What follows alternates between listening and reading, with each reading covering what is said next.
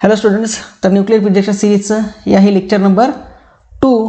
यामध्ये आज आपण लास्ट लेक्चरमध्ये जो पार्ट कव्हर केला त्यापासून समोरचा पार्ट घेणार आहोत. बघा, लास्ट लेक्चरमध्ये आपण काय बघितलं, तर लास्ट लेक्चरमध्ये आपण बघितला सर्वात अगोदर सिलेबस.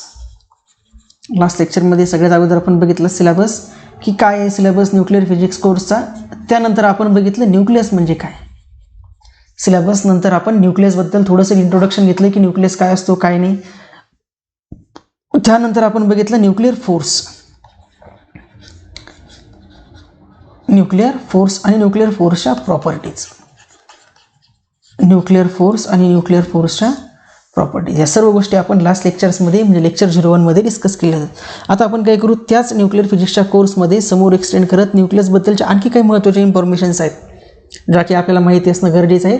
त्या इन्फॉर्मेशन्स आपण पाहू. ठीक आहे, तर तुम्हाला माहिती आहे प्रोसिजर काय. आपली लेक्चर पाहत असताना व्यवस्थितपणे जे काही लेक्चर्समध्ये दिसतंय ते सर्व व्यवस्थित नोट करून घेणे, कारण विदाऊट नोट्स लेक्चर पाहून फायदा नाही आहे. विदाऊट नोट्स लेक्चर पाहून फायदा आहे का नाही. तर ठीक आहे, चला तर हेडिंग टाकायचं आहे. नेक्स्ट हेडिंग आता की कॉन्स्टिट्यूएंट ऑफ न्यूक्लियस. काय next heading, constituents of nucleus. Constituent of nucleus next heading आहे constituent of nucleus.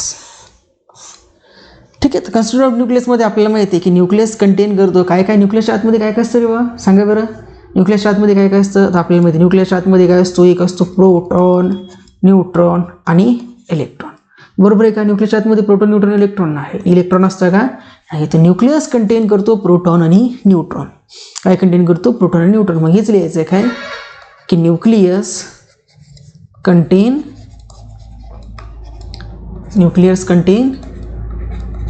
Proton and neutron. Nucleus काय काय कंटेन करतो, proton and NEU.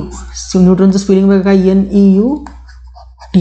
Nucleus content करतो प्रोटॉन अँड न्यूट्रॉन. मग हाच जो प्रोटॉन आणि न्यूट्रॉन आहे या प्रोटॉन न्यूट्रॉनलाच कंबाईंडली काय म्हणतात, न्यूक्लिऑन. याच प्रोटॉन न्यूट्रॉनला कंबाईंडली म्हणतात न्यूक्लिऑन्स.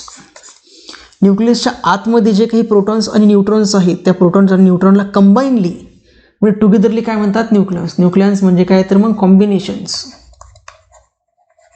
न्यूक्लियन्स म्हणजे combinations of proton plus neutron. Proton आणि न्यूट्रॉनच्या कॉम्बिनेशन्सला म्हणतो आपण न्यूक्लियॉन्स.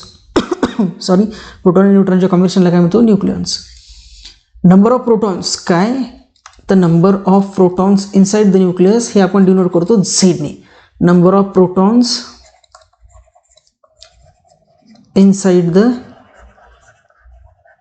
न्यूक्लियस हे कशाने डिनोट करतो आपण, झेडने. मग झेड काय डिनोट करतो, कुठल्याही एखाद्या न्यूक्लियसशी असोसिएटेड जो झेड पॅरामीटर्स असतो तो झेड पॅरामीटर काय डिनोट करतो, तर ते न्यूक्लियसमध्ये किती प्रोटॉन्स आहेत ते डिनोट करतो. त्यानंतर नंबर ऑफ न्यूट्रॉन्स जे आहेत, number of neutrons inside the nucleus. न्यूक्लियसच्या आतमध्ये असणारे total number of neutrons inside the nucleus हे डिनोट केले जाते कॅपिटल N ने. Protons, total number of protons inside nucleus झेडने डिनोट केले जाते. Total number of neutrons inside nucleus capital N ने डिनोट केले जाते. आणि N, Z आणि total number of nucleons third letter काय असते, total number of nucleons. Total number of न्यूक्लियन्स जे की डिनोट केले जाते A ने.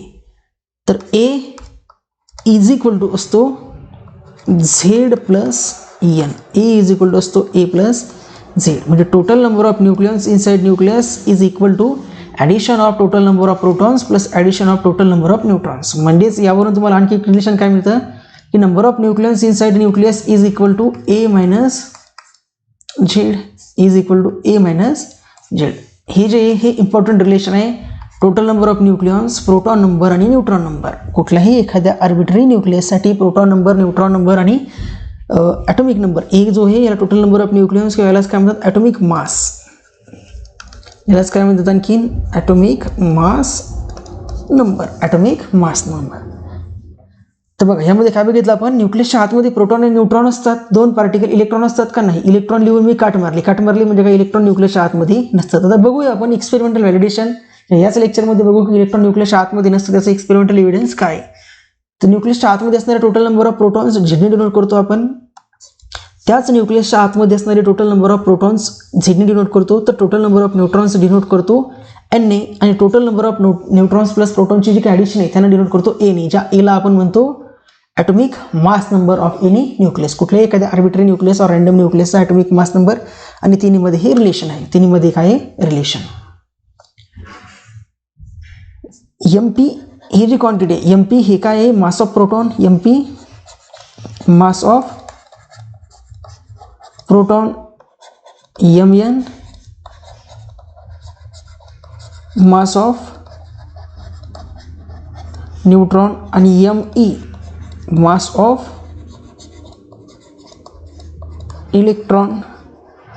तिन्हीमधलं रिलेशन जर सांगायचं म्हटलं तुम्हाला विचारू शकता कधी कधी which of the following is smallest fundamental particle.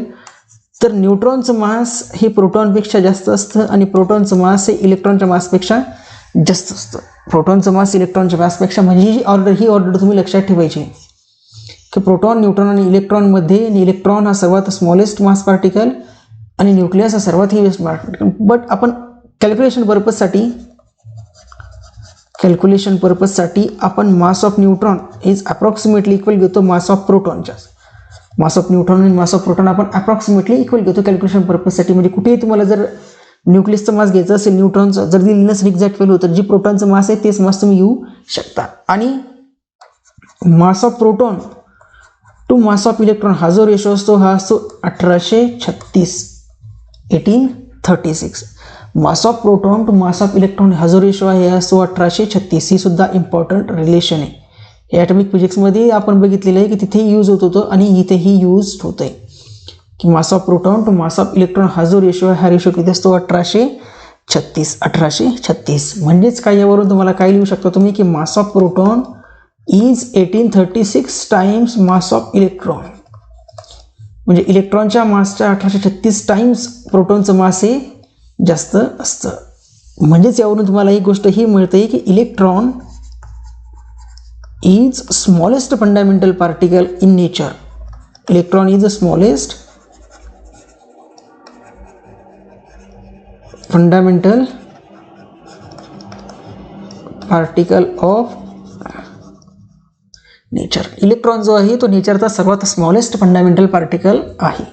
हे यावरून क्लिअर होतं. हे तर सांगणे गरजेचं नव्हतं, बट आपण सीटची प्रिपरेशन करतोय. सगळे सिलेबस आपले एका ठिकाणी मर्ज जर होत असतील तर तशा गोष्टी आपण लक्षात ठेवणे काय गरजेचं आहे. ठीक आहे. तर कुठल्या एखाद्या न्यूक्लियसचं जे काही रिप्रेझेंटेशन असतं ते रिप्रेझेंटेशन असतं एक्स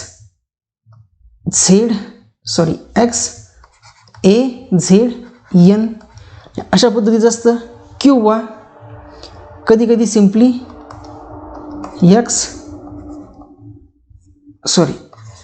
कधी कधी काय असतं सिम्पली एक्स झेड ए. या दोन्हीपैकी कोणत्या एका फॉर्मॅटमध्ये तुम्हाला न्यूक्लियसचं रिप्रेझेंटेशन असू शकतं. म्हणजे काय बघा, हे जे रिप्रेझेंटेशन आहे एक्स झेड ए एन, यामध्ये एन डिनोट करतो number of neutron, Z denote करतोय नंबर ऑफ प्रोटॉन, आणि ए डिनोट करतोय total number of nucleon. Total number of nucleon किंवा यालाच काय म्हणतात atomic mass number.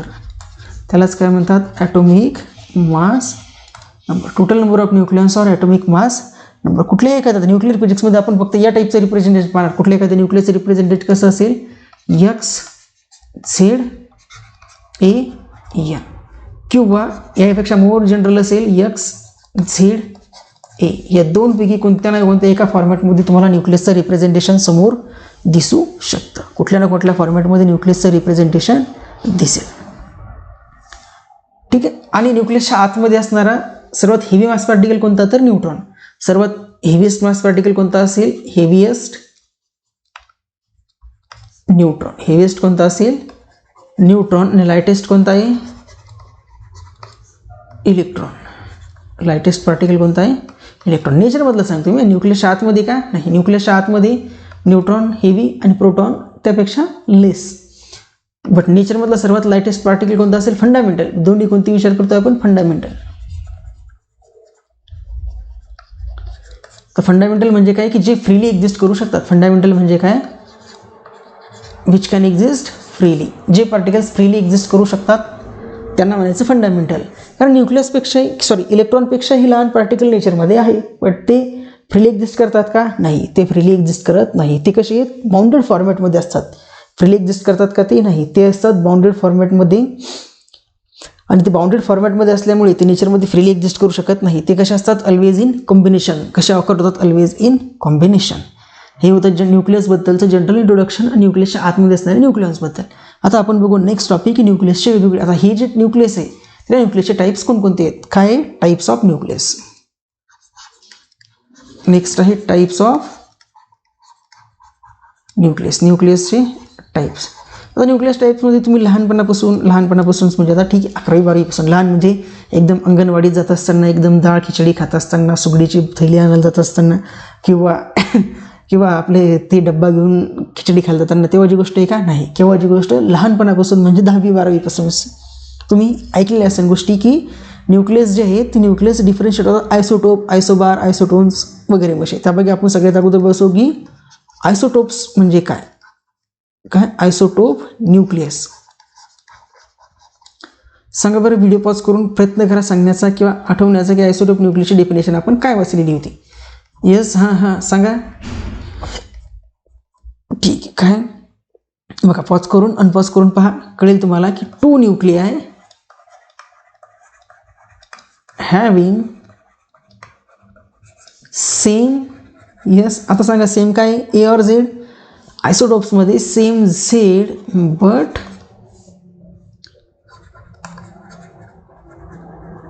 Different A. 2 nuclei having same Z म्हणजे टोटल नंबर ऑफ प्रोटॉन किंवा atomic number same but different atomic mass number. याचीच दुसरी डेफिनेशन काय? आयसोटोप कशाला म्हणतात? Same atomic number but different mass number.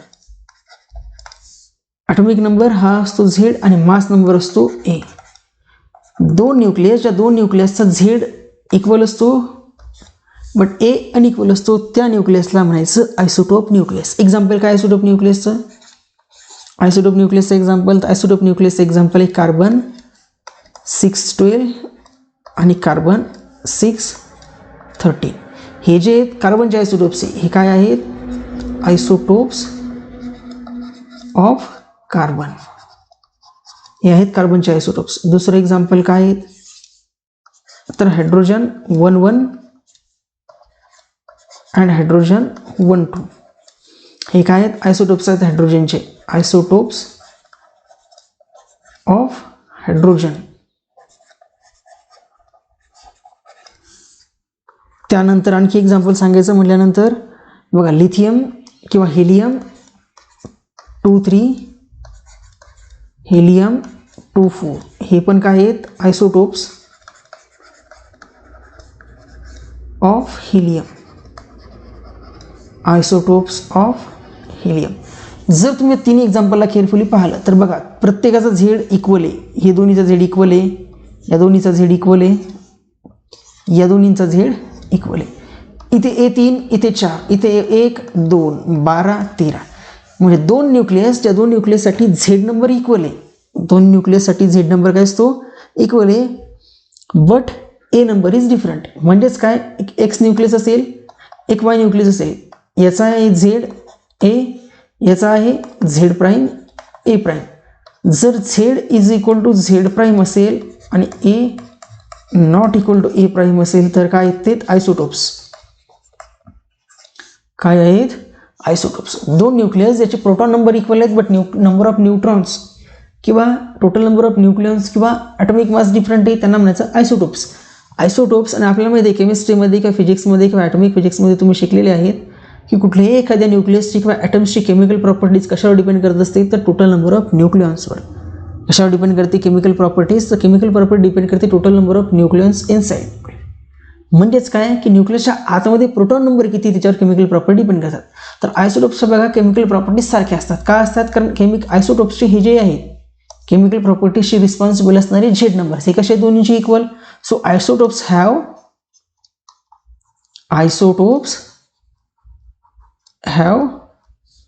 Same chemical property. आयसोटोप्सच्या chemical property same असतात. आणि सेम का असतात? कारण केमिकल प्रॉपर्टी कशावर डिपेंड करतात? तर केमिकल प्रॉपर्टी ज्या आहेत, केमिकल प्रॉपर्टी ह्या डिपेंड करतात झेडवर.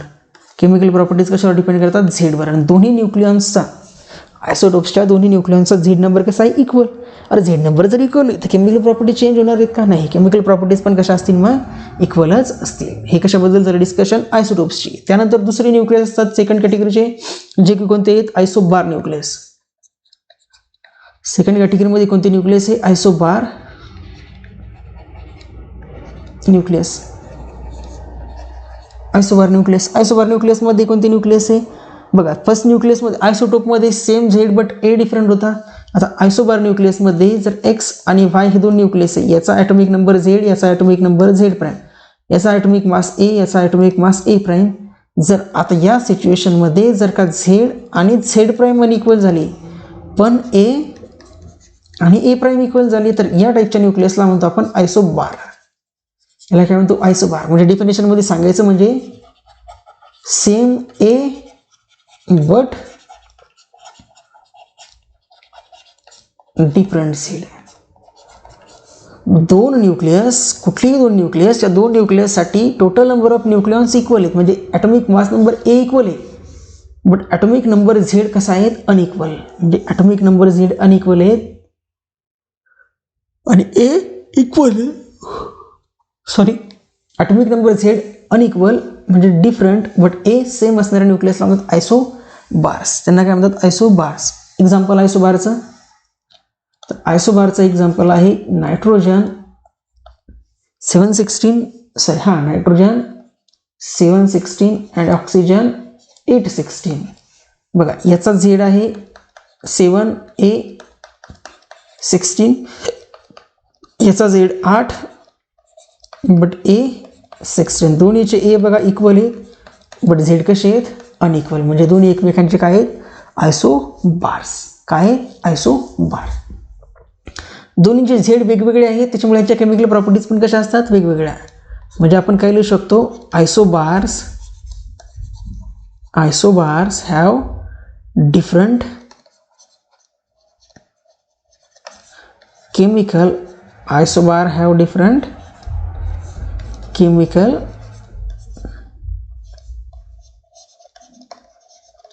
isobars have different chemical properties. Isobar have different chemical properties. Different chemical property कशामुळे? कारण केमिकल प्रॉपर्टीज कशावर डिपेंड करतात? आपण मागच्या स्लाइडमध्ये दिलेलं आहे की केमिकल प्रॉपर्टीज आहेत ह्या डिपेंड करतात झेडवर, आणि आयसोबारचा झेड नंबर वेगवेगळा आहे, त्याच्यामुळे दोन्हीच्या केमिकल प्रॉपर्टीज कशा असतील? ऑब्विसली वेगळ्याच असतील ना, कारण झेड वेगळे म्हटल्यानंतर केमिकल प्रॉपर्टी सारखे असतील का? नाही. जर राम आणि श्याम दोन वेगवेगळ्या नावाची मुलं आहेत, तर रामचे गुण वेगळे आणि श्यामचे गुण वेगळे असणार आहे. का असं राम आणि श्याम दोन वेगळे तर त्याचे गुण सारखे नाही. राम आणि श्यामचे गुण सारखे केव्हा असतील? जर एकाच व्यक्तीचे नाव राम श्याम असेल तर मग सारखे असतील. जर राम आणि श्याम दोन वेगवेगळे असतील, हा असेल राम इकडे आणि हा असेल इकडे श्याम, किंवा हा आहे राजू माहिती आहे तुम्हाला? हा येस, राजू. राजू तो कशामध्ये असतो? आपला फिरेरा फेरीमध्ये. हा कोणता आहे? श्याम. आणि तिसरा असतो बाबुराव गणपतराव आपटे. हा कोणता असतो? याचं नाव आहे बाबुराव. हा काय? बाबुराव. तर राम आणि श्याम किंवा श्याम आणि राजू दोघा जणांचे कॅरेक्टर्स कसे आहेत? वेगवेगळे. आणि हा आपला बाबू भैया हा तर सर्वात वेगळा आहे.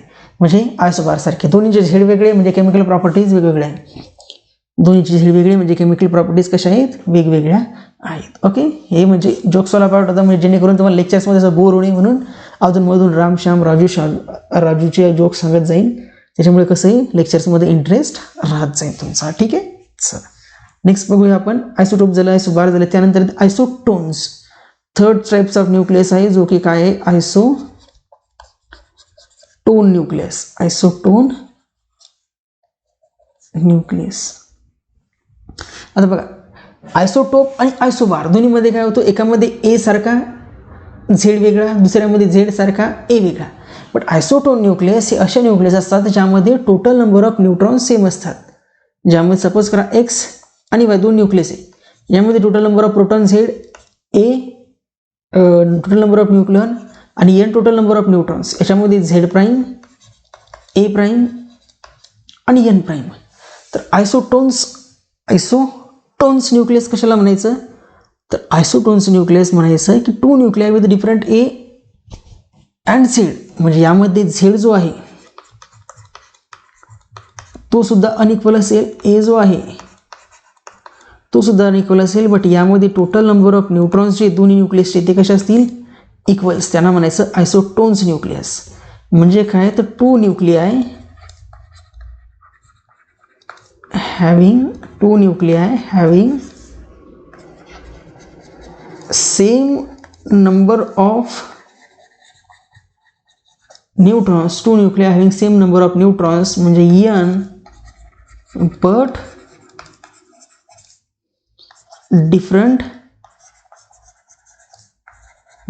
different protons and neutrons. Protons आणि न्यूट्रॉनची संख्या कशी असेल, वेगवेगळी असेल, त्याला म्हणायचं आयसोटोन न्यूक्लियस. त्याला काय म्हणायचं, आयसोटोन न्यूक्लियस. म्हणजे द न्यूक्लियस किंवा 2 nuclei having same number of neutrons but different number of protons. Protons म्हणजे झेड आणि न्यूट्रॉन्स म्हणून नाही, न्यूट्रॉन्स तर इक्वल आहे. Total number of protons and nucleons म्हणजे ए. दोन्हींचा ए आणि झेड वेगवेगळे बट एन कसे आहेत, इक्वल. त्यांना म्हणायचं आयसोटोन न्यूक्लियस. एक्झाम्पल काय आयसोटोन्सचं, तर बघा आयसोटोन्सचं एक्झाम्पलवरून तुम्हाला आणखी क्लिअर होईल की carbon 714 and oxygen 816. Carbon 714 oxygen 816 हे जे दोन्ही कसे आयसोटोन न्यूक्लियस. म्हणजे याच्यामध्ये बघा झेड किती आहे, 7, यामध्ये झेड 8, यामध्ये ए 14, यामध्ये ए 16, बट यामध्ये n किती मिळेल, 7 आणि 7 14, तर यामध्ये n मिळेल तुम्हाला. ओके, कार्बन 714 नसेल, मग हा किती असेल, 15 असेल. हा किती असेल, 15. याच्यामध्ये n मिळेल मग तुम्हाला 8 आणि इकडे पण n मिळेल 8. म्हणजे दोन्हीची n इक्वल आहे, ए वेगवेगळे आहेत, झेड वेगवेगळे आहेत. हा जो कार्बन 715 असेल, कार्बन 714 असेल का, नाही, कार्बन असेल 715. आणि यांच्यासोबत आणखीन एक याचा आयसोटोन आहे, तो असतो नायट्रोजन. ओके, कार्बन 7, कार्बनचा ॲटॉमिक नंबर 6 आहे का, नाही, कार्बन 6 आहे, कार्बन 6.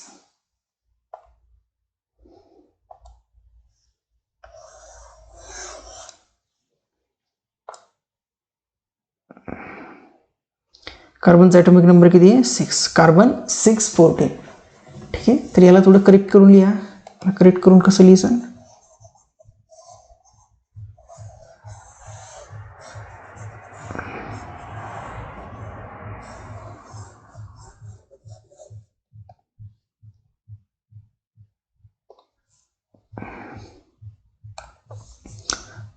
कार्बन 614 ऑक्सिजन 816 आणि नायट्रोजन 715 हे काय आहेत एकमेकांचे आयसोटोन्स. हे काय आहेत एकमेकांचे आयसोटोन्स आहेत. हे काय आहेत तर सर्वचे सर्व एकमेकांचे आयसोटोन्स. यामध्ये बघा झेड किती आहे, यामध्ये 7, यामध्ये 8, यामध्ये 6, यामध्ये 8 आणि यामध्ये 7. यामध्ये ए आहे 14, यामध्ये 16 आणि यामध्ये 15. बट तिन्हीमध्ये नंबर ऑफ न्यूट्रॉन्स किती आहेत, 8. नंबर ऑफ न्यूट्रॉन्स किती आहेत, 8. म्हणजे झेड आणि ए वेगवेगळे आहे बट एन इक्वल असणारे न्यूक्लियसना म्हणतो आपण आयसोटोन न्यूक्लियस. आणि आपल्याला सरळ एक्सपेरिमेंटली किंवा दिसतंय की यामध्ये स्लाइड्सवर दोन्ही न्यूक्लियसचे काय आहेत तर ए नंबर जे आहेत वेगळे आहेत, झेड वेगळे आहेत, बट एन कसा आहे इक्वल, आणि त्यांना म्हणतो आपण आयसोटोन न्यूक्लियस. त्यानंतर नेक्स्ट न्यूक्लियसचा टाईप्स आहे, त्याला म्हणतो आपण मिरर न्यूक्लियस. काय म्हणतो, 4 नंबरचा टाईप मिरर न्यूक्लियस. 4थ्या नंबरचा टाईप आहे न्यूक्लियसचा, जो की काय मिरर न्यूक्लियस. आता मिरर न्यूक्लियस कशाला म्हणायचं तर बघा, एक न्यूक्लियस आहे एक्स, एक न्यूक्लियस वाय. एक्स न्यूक्लियसमध्ये झे proton number Z, neutron number N आणि total number of nucleons A. यामध्ये proton number Z prime, neutron number N prime आणि total number of nucleon A prime. जर Z is equal to N prime and N is equal to Z prime असेल म्हणजेच काय, तर number of protons of first nucleus म्हणजे X न्यूक्लियसचे number of protons is equal to number of neutrons of Y nucleus and vice वर्सा. And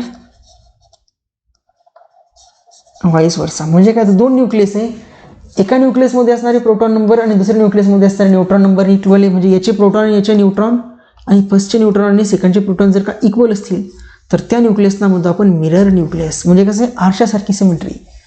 कशासारखी symmetry, आरशासारखी symmetry. Example काय mirror न्यूक्लियसचं, तर मिरर न्यूक्लियसचं एक्झाम्पल आहे lithium 37 and beryllium 47. Lithium 37 and beryllium 47. यामध्ये बघा Z3 N4, यामध्ये Z4 N3. हे जे लिथियम 37 आणि बेरिलियम 347 हे दोन्ही काय आहेत एकमेकांचे मिरर न्यूक्लियस. दोन्ही काय एकमेकांचे मिरर न्यूक्लियस. मिरर न्यूक्लियसच्या असोसिएटेड दोन महत्त्वाच्या प्रॉपर्टी त्यापैकी एक की मिरर न्यूक्लियाय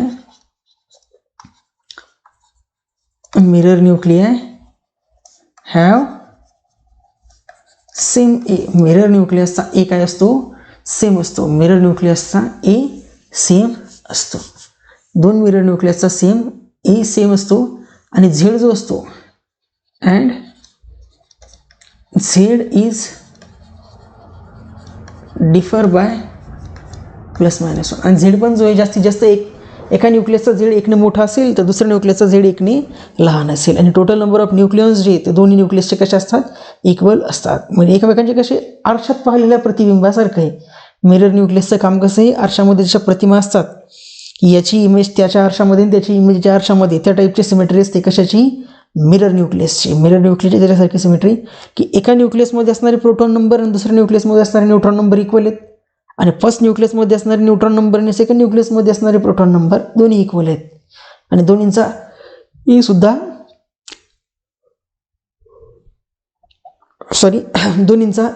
एकसारखा आहे. मग अशा न्यूक्लियसला आपण काय म्हणतो, मिरर न्यूक्लियस. म्हणजे एकमेकाच्या प्रतिबिंब सारखं, एकमेकांच्या कसे छायाकृती त्याला काय म्हणतात,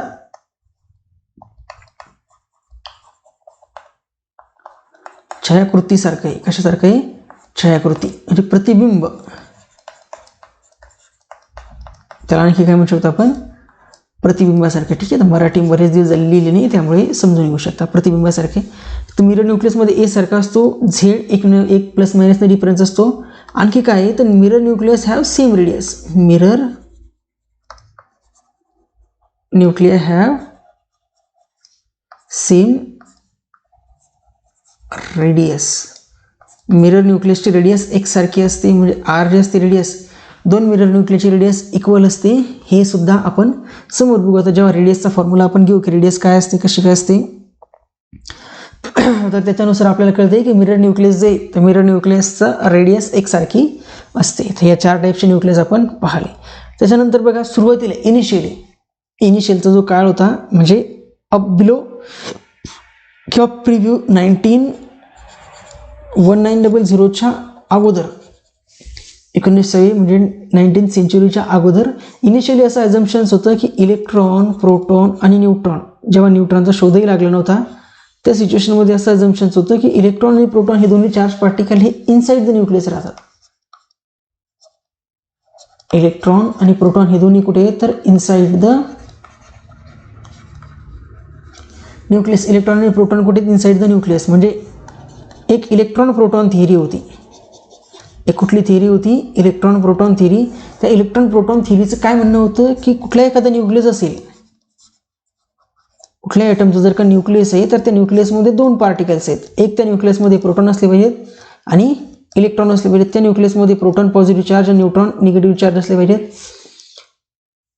आणि कारण त्यावेळेस न्यूट्रॉनचा डिस्कवरी झालेला होता का नाही, न्यूट्रॉनचा डिस्कवरी चॅडविकने केला. न्यूट्रॉन खूप उशिरापर्यंत डिस्कस झाला.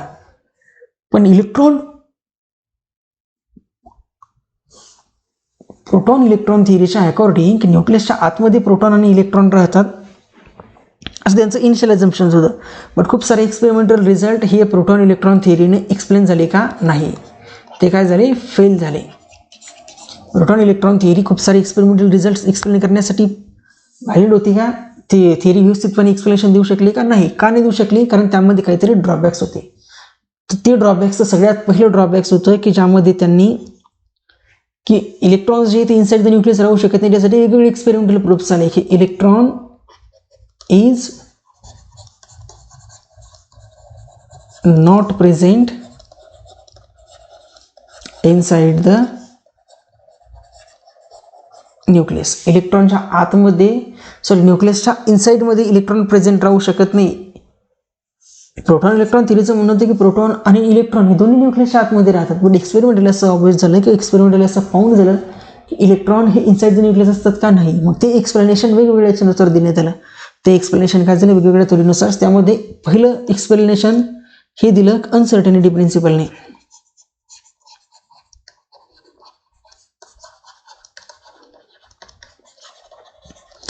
अनसर्टनिटी प्रिन्सिपलने एक्सप्लेन केलं की जर इलेक्ट्रॉन इनसाइड द न्यूक्लियस असेल तर इलेक्ट्रॉनची जी काही बाइंडिंग एनर्जी आहे आफ्टर रिमूव्हल ऑफ इलेक्ट्रॉन, जेव्हा इलेक्ट्रॉन सपोज केलं आपण असं अजूनही केलं की हा न्यूक्लियस आहे, न्यूक्लियसच्या आतमध्ये इलेक्ट्रॉन आणि प्रोटॉनचे दोन आहेत.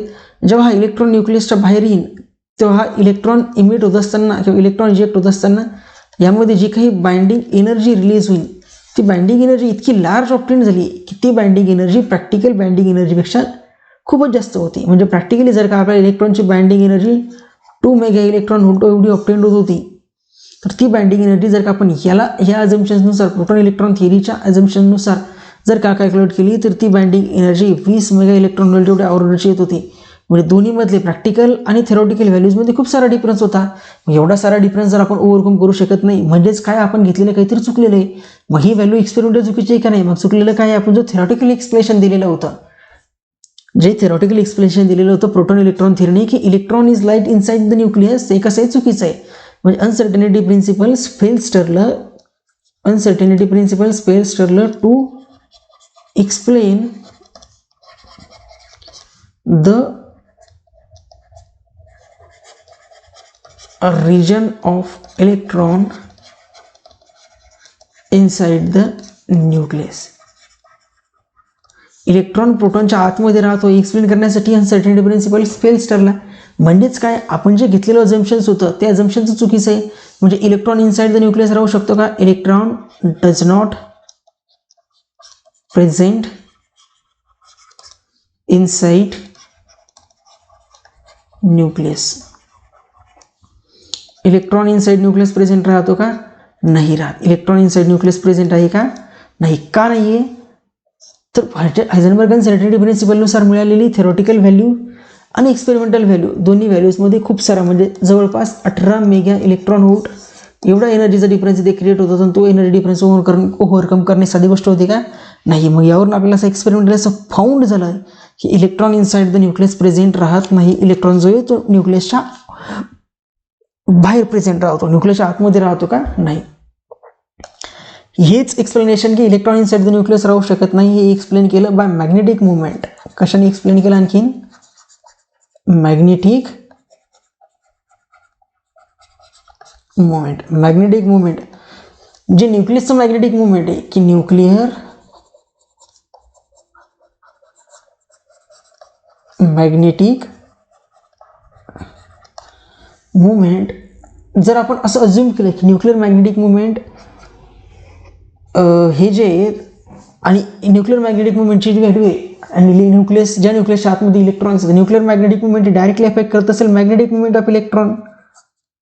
कारण इलेक्ट्रॉन कसं आहे? स्मॉलेस्ट फंडामेंटल पार्टिकल आहे. म्हणजे इलेक्ट्रॉनचं मॅग्नेटिक मुवमेंट असेल त्या मॅग्नेटिक मुवमेंटवरून आपण न्यूक्लियसचं मॅग्नेटिक मुवमेंट सांगू शकतो. म्हणजे magnetic movement of electron. But experimentally आपल्याला असं फाउंड झालं की एक्सपेरिमेंटली मॅग्नेटिक मुवमेंट ऑफ न्यूक्लियसचं जे मॅग्नेटिक मुवमेंट आहे हे इलेक्ट्रॉनच्या मॅग्नेटिक मुवमेंटपेक्षा आपल्याला लार्जर दिसलं. मग लार्जर मॅग्नेटिक मुवमेंटसाठी एक हेवी मास पार्टिकल न्यूक्लियसमध्ये पाहिजेत. हेवीली मास पार्टिकल पाहिजेत. मग हेवीली मास पार्टिकल कोणता होता? मग तो न्यूट्रॉन हेवीली मास पार्टिकल होता. म्हणून न्यूक्लिअर मॅग्नेटिक मुवमेंट हे हेवी मास पार्टिकल न्यूक्लियसमुळे न्यूट्रॉन जो आहे तो निगेटिव्हली चार्ज असतो का? नाही. न्यूट्रॉन कसं आहे? न्यूट्रल. न्यूट्रॉन कसं आहे? न्यूट्रल आहे. न्यूट्रॉन कसं आहे? न्यूट्रल. न्यूट्रल आहे पण त्याचं मास हेवी आहे म्हणून त्याचं मोमेंटम जास्त आहे. म्हणून न्यूक्लियसचं जे काही मॅग्नेटिक मुवमेंट आहे ते न्यूक्लियसचं मॅग्नेटिक मुवमेंट आपण मेजर करतो in terms of unit mu N. Mu एनची व्हॅल्यू असते 2 अपॉन एच क्रॉस किंवा ते कशी व्हॅल्यू करतो म्यू एच क्रॉस अपॉन किंवा म्यू एन. म्यू एन जो असतो हा जो म्यू एन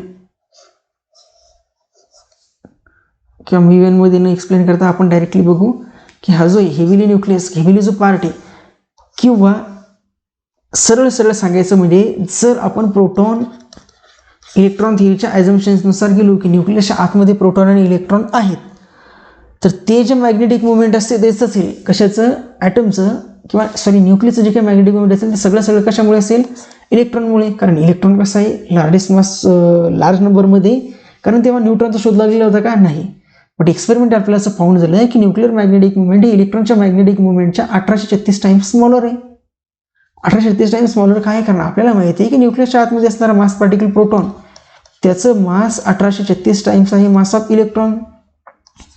म्हणून मॅग्नेटिक मुवमेंट जे असेल प्रोटॉनचं हे सुद्धा कसं असेल? 1836 times magnetic movement of electron. असं असेल का? नाही. असं का नसेल? कारण की मॅग्नेटिक मुवमेंट जे तर मास जर का 1836 टाइम्स आहे तर मॅग्नेटिक मुवमेंट मासला इन्व्हर्सली प्रोपोर्शनल आहे. जर तुम्हाला आठवत असेल आपण सेमी एम्पिरिकल मास फॉर्म्युला किंवा सेमी एम्पिरिकल मास फॉर्म्युला आपण यामध्ये पाहणार आहे किंवा जर आपण ॲटॉमिक फिजिक्समध्ये मॅग्नेटिक मुवमेंटचा जो फॉर्म्युला बघितला तर त्यामध्ये तुम्हाला दिसत असेल की मॅग्नेटिक मुवमेंट हे चार्ज पार्टिकलच्या मासला इन्व्हर्सली प्रोपोर्शनल असतं. म्हणून तुम्हाला इथे दिसेल की मॅग्नेटिक मुवमेंट ऑफ प्रोटॉन हे किती आहे? तर 1/1836 times magnetic movement of electron. म्हणजेच इलेक्ट्रॉनचं मॅग्नेटिक मुवमेंट जर आपण असं अज्युम केली की इलेक्ट्रॉन न्यूक्लियसच्या आतमध्ये आहे तर ती खूप जास्त व्हॅल्यू होती. बट ॲक्च्युअल मॅग्नेटिक मुवमेंट हे कसं होतं? प्रोटॉनचं किंवा जो चार्ज पार्टिकल न्यूक्लियसच्या आतमध्ये ते 1836 टाइम्स स्मॉलर होतं. मग ते एक्सप्लेन करू शकले नाही कोणती? Proton electron theory. म्हणून प्रोटॉन इलेक्ट्रॉन थिअरी सुद्धा असं एक्सप्लेन केली की electron does not lies inside the nucleus. जर हे रिझल्ट तुम्हाला कळत नसतील तर एवढं लक्षात ठेवायचं आहे की प्रोटॉन इलेक्ट्रॉन थिअरी जी एकदम मराठीमध्ये सांगतो की बघा हे 2 पर्सन होते. एक पर्सन ए एक पर्सन बी. सर एकदम कहाणीसारखं. ए पर्सन होता म्हणजेच proton electron theory.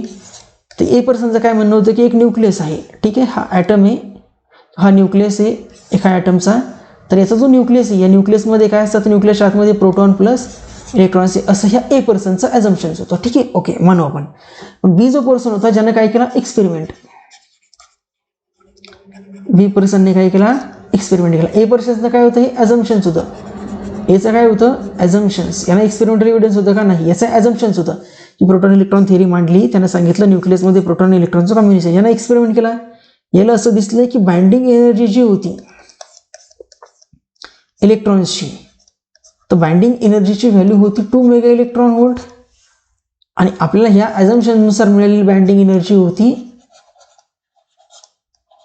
20 mega electron volt. Experimental value आणि कॅल्क्युलेटेड व्हॅल्यूमध्ये खूप डिफरन्स होता. त्याच्यामुळे electron inside the nucleus present असतो असं बीने एक्सप्लेन केलं का? नाही. यांना सांगितलं की इलेक्ट्रॉन न्यूक्लियसच्या आतमध्ये प्रेझेंट राहत नाही. त्यानंतर ठीक आहे. मग परत याने एक्सपेरिमेंट परफॉर्म केला. याला असं ऑब्झर्व झालं की मॅग्नेटिक मुवमेंट जे आहे न्यूक्लियसचं हे स्मॉलर आहे than magnetic movement of electron. पण जर आपण प्रोटॉन इलेक्ट्रॉन थिअरीनुसार गेलो तर आपल्याला असं दिसेल की मग मॅग्नेटिक मुवमेंट न्यूक्लियसचं जे ते इलेक्ट्रॉनच्या मॅग्नेटिक मुवमेंटच्या ऑर्डरचं पाहिजे. बट एक्सपेरिमेंटली ते सुद्धा काय झालं? एक्सप्लेनेशन करण्यासाठी फेल झालं. म्हणजे प्रोटॉन इलेक्ट्रॉन थिअरीने जे काही ॲझम्पशन्स दिले की nucleus inside the atom contain proton and electron हे सरळ सरळ एक्सपेरिमेंटल रिझल्ट्सला काय झालं? एक्सपेरिमेंटल रिझल्ट त्याला उभे करू शकला का? नाही. एक्सपेरिमेंटल रिझल्ट त्याला उभे करू शकला नाही. म्हणून न्यूक्लियस जो आहे ते न्यूक्लियसच्या आतमध्ये न्यूट्रॉन्स प्रेझेंट असतात प्रोटॉन्स प्रेझेंट असतात बट इलेक्ट्रॉन असतात का? नाही.